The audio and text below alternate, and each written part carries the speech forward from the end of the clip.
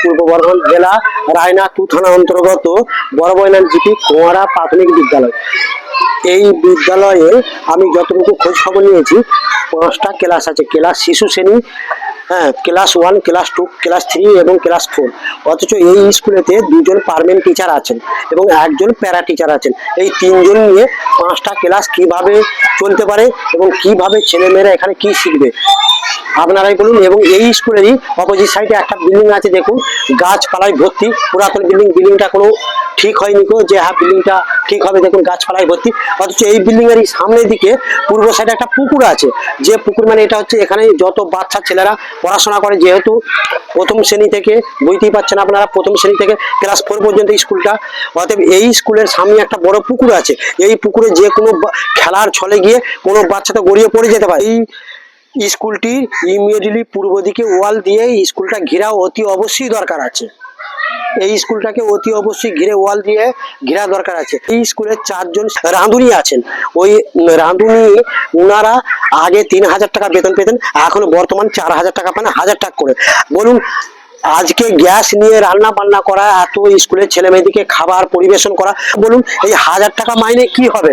আমাদের মাননীয় মুখ্যমন্ত্রী লক্ষ্মীর ভান্ডার দিচ্ছেন, কাউকে 1000 টাকা, কাউকে 1200 টাকা, সারা মাস পরিশ্রম করছেন, অথচ এনারা বেতন পাচ্ছেন কত?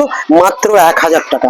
এই 1000 টাকায় গ্যাস নিয়ে রান্না টান্না করা, বলুন কাউরের হাতে যদি ভাত নামাতে গিয়ে একটা গরম ফ্যান পড়ে যায়, তাতে করে তার তো ওই ডাক্তারি খরচা করতে গিয়ে ওই 1000 টাকা শেষ হয়ে যাবে, তাতেও কুলাবে না, তাতে করে তাকে বাড়ি থেকে আরো দিতে হবে। এই রাঁধুনিদের যাতে বেতন ঠিকঠাক মতো সরকার দেয় এবং ইনারা যাতে ঠিক মতো কাজটা চালিয়ে যেতে পারে, সেই দিকে সরকার দৃষ্টিভঙ্গি দিলে এই রাঁধুনিরাও খুব উপকৃত হবে। এইমাত্র আমরা যে স্কুলটায় গিয়েছিলাম, প্রাইমারি স্কুলটা, ওই স্কুলের শিক্ষিকা এবং ছাত্রছাত্রী রাঁধুনি কেউই ভিডিওর সামনে আসতে চাইলো না।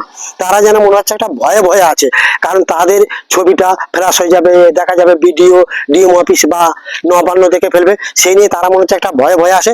তারা কেউ আসতে চাইলো না। তারা একটা কথাই বললো যে আপনারা চলে যান, আমাদের চাকরির ব্যাপার, আমরাও চাই না যে কাউরের চাকরি চলে যাক। যার জন্য তারা তো কেউই ক্যামেরার সামনে আসতে চাইলো না। যার জন্য আমরা একটা পুকুরের পাড়ে এসে বাকি ভিডিওটা, যে কথা আপনাদেরকে বলছিলাম, কারণ বাচ্চা গড়ার ভিত হচ্ছে প্রাইমারি লেভেলে। এই প্রাইমারি লেভেলটাই যদি গোলতাল পেকে গেল, সেখানেতে কিভাবে বাচ্চা মানুষ হবে? আগে তো প্রাইমারি লেভেল আগে দেখা হয়। তার জায়গায় আমি যে স্কুলটার কথা আপনাদেরকে বলছি, এই স্কুলটা দেখা গেল একটাই ক্লাসের মধ্যে শিশু শ্রেণী এবং ক্লাস 1 দুটো এক কাছে। এবারে আপনি বলুন, শিশুকে যেটা পড়াবে 1-এর ছেলে শুনবে, 1-এর ছেলে যেটা, এ তো কে কার কোনটা পড়া সেটাই তারা ঠিক মতো বুঝে উঠতে পারবে না। তাহলে আমাদের যদি প্রাইমারি লেভেলেই যদি গড়াদুর হয়ে গেল, তাহলে পরে এখানে কিভাবে ছাত্র তৈরি হবে? আমি বা আপনি বাড়ি করব, বাড়ির যদি মেন যে পিলার, যেটা পিলার বা বেস ঢালাই, এই পিলারই যদি গলদর হয়ে গেল, তাহলে বাড়িটা কিসের উপরে ভিত করে দাঁড়াবে? আপনারাই বলুন। কারণ প্রাইমারি লেভেলে যদি, প্রাইমারিতেই যদি পুরো ফাঁক চলে গেল ক্লাস 4 পর্যন্ত, তাহলে সেই বাচ্চারা ক্লাস 5-এ গিয়ে তারা তো চোখে ধুতরা ফুল দেখবে, তারা কিছু শিখতে পারবে? এই নিয়ে আমি আমাদের রাজ্যের শিক্ষামন্ত্রী শ্রী ব্রাত্য বসু মহাশয়ের কাছে আবেদন জানাই, যেন শিক্ষার ব্যবস্থাটা ভালো করে দেখা হয়, বিশেষ করে প্রাইমারি লেভেলগুলো। প্যারা টিচার একজন আর 2জন পার্মানেন্ট মাস্টার, এই নিয়ে কি 5টা ক্লাস কিভাবে ওনারাই চালাবেন?